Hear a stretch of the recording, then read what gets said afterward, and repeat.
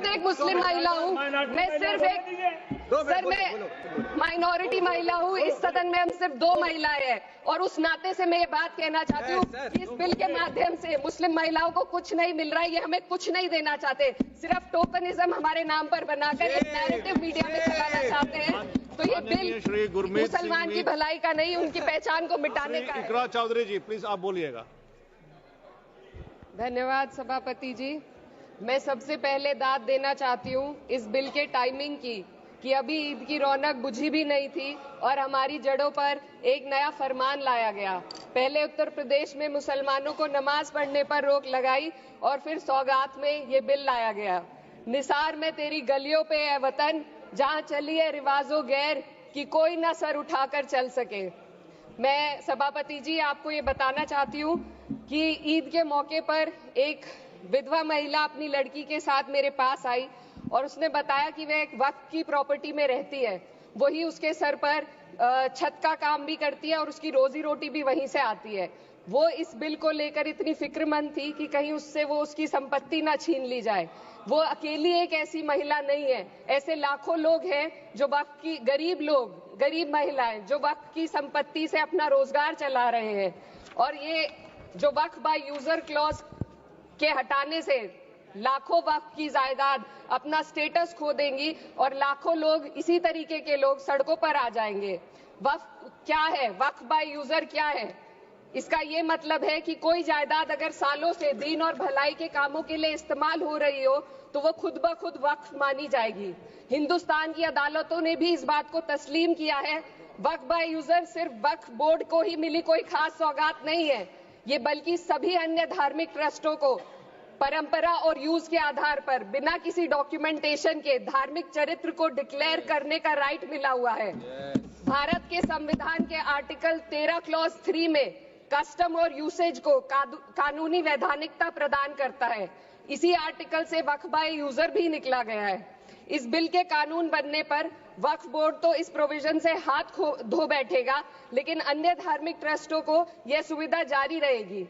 इससे भारतीय संविधान के आर्टिकल 14 और 15 का सीधा उल्लंघन है, जो धर्म और जाति के आधार पर भेदभाव और कानून के सामने सभी की बराबरी पर जोर देता है।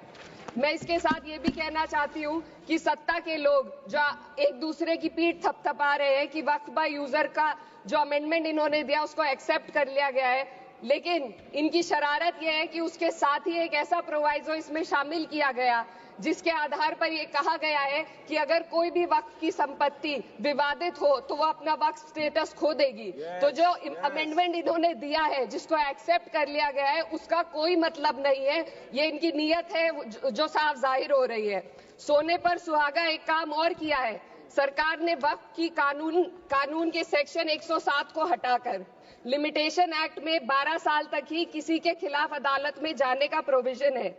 सेक्शन 107 में बोर्ड को लिमिटेशन एक्ट से राहत मिली हुई थी। वक्फ बोर्ड कभी भी अवैध कब्जाधारियों के खिलाफ अदालत जा सकता था। अगर ये सेक्शन ना हो तो अवैध कब्जा करने वाले लोग कानूनी प्रक्रिया का फायदा उठाकर वक्फ की प्रॉपर्टी को हड़प सकते हैं। अन्य धार्मिक ट्रस्टों पर भी ये लिमिटेशन एक्ट लागू नहीं होती, तो फिर वक्फ बोर्ड के साथ ये सौतेला रवैया क्यों किया जा रहा है? धर्म को देखकर दोहरी नीति क्यों अपनाई जा रही है? सेक्शन 107 और वक्फ बाय यूजर को अगर एक साथ पढ़ा जाए तो इससे लाखों वक्फ की प्रॉपर्टी पर कब्जा किया जाएगा। इसलिए ये बिल मुसलमान की भलाई का नहीं बल्कि उनके वजूद और विरासत को मिटाने का बिल है। हिंदुस्तान में बहुत सारे धार्मिक ट्रस्ट हैं जिसमें उस खास मजहब के लोग शामिल होते हैं और उसका इंतजाम करते हैं। और ये बात समझ में आने वाली भी है, क्योंकि जो व्यक्ति अपने मजहब के रीति रिवाज को जितना अच्छे से समझ सकता है, किसी अन्य मजहब का व्यक्ति नहीं समझ सकता। आर्टिकल 26 क्लॉज 2 के तहत धार्मिक संप्रदायों को अपने मजहबी इदारों के एडमिनिस्ट्रेशन का हक देता है, लेकिन वक्फ बोर्ड के बारे में इसको उल्टा किया जाए। Sir 2 minute sir please 2 minutes. सरकार इसे एक सेक्युलर बॉडी मान रही है और इसमें गैर मुस्लिमों को शामिल करने की बात कह रही है। आपके मुंह से सेक्युलरिज्म की बात सुनकर अच्छा लगा, लेकिन अगले ही पल ये भ्रम टूट जाता है, क्योंकि आपको सिर्फ दान देने के लिए प्रैक्टिसिंग मुस्लिम का आपने क्लॉज डाला है, लेकिन बोर्ड में बैठने के लिए मुस्लिम होने की कोई आपकी क्लॉज नहीं है। तो इससे आपकी जो दोहरी नीति है वो साफ जाहिर होती है। ये वही सरकार है जिसने राम जन्मभूमि ट्रस्ट में ये लिख दिया कि जिला अधिकारी भी अगर होगा तो हिंदू होना चाहिए। कोई मुझे बताए कि वहां पर सेक्युलरिज्म का रस क्यों नहीं घोला गया। सर, आखिर में मैं अपनी बात को खत्म करने से पहले महिलाओं का मुद्दा बार बार उठाया जा रहा है। सरकार का कहना है कि बोर्ड में मुस्लिम महिलाओं को रिप्रेजेंटेशन देंगे। इस कानून से पहले भी मुस्लिम महिलाएं बोर्ड में मेंबर रह चुकी हैं और मिनिमम 2 का प्रोविजन था, उससे ज्यादा भी हो सकती थी। सर, मैं ये कहना चाहती हूँ कि सरकार ने महिलाओं के लिए ऐसा कौन सा नया काम किया जिसका ढिंडोरा सरकार का हर सदस्य पीट रहा है। इस बात की तायीद अगर आपकी तरफ से कोई मुस्लिम महिला करती तो आप उसका यकीन भी करते, लेकिन अफसोस आपकी इतनी लंबी कतार में एक भी मुस्लिम महिला नजर नहीं आती है। महिला नहीं है, एक महिला। मैं खुद एक मुस्लिम महिला हूँ, मैं सिर्फ सर मैं माइनॉरिटी महिला हूँ। इस सदन में हम सिर्फ 2 महिलाएं हैं और उस नाते से मैं ये बात कहना चाहती हूँ कि इस बिल के माध्यम से मुस्लिम महिलाओं को कुछ नहीं मिल रहा है। ये हमें कुछ नहीं देना चाहते, सिर्फ टोकनिज्म हमारे नाम पर बनाकर एक नैरेटिव मीडिया में चलाना चाहते हैं। तो ये बिल मुसलमान की भलाई का नहीं, उनकी पहचान को मिटाने का है।